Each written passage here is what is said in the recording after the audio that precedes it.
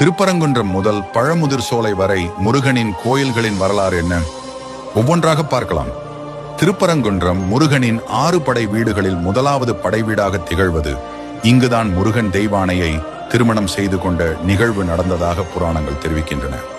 திருச்செந்தூர் முருகனின் அறுபடை வீடுகளில் 2ஆம் படை என்று போற்றப்படும் சுப்பிரமணிய சுவாமி கோயில் அமைந்துள்ளது.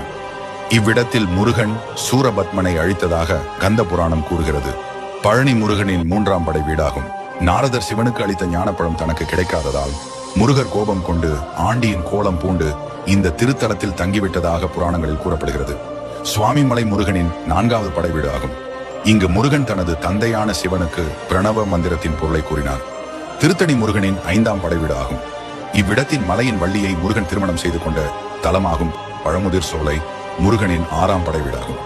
முருகப்பெருமான் சிறுவனாய் வந்து அவ்வையார் சோதித்தது இங்குதான் என நம்ப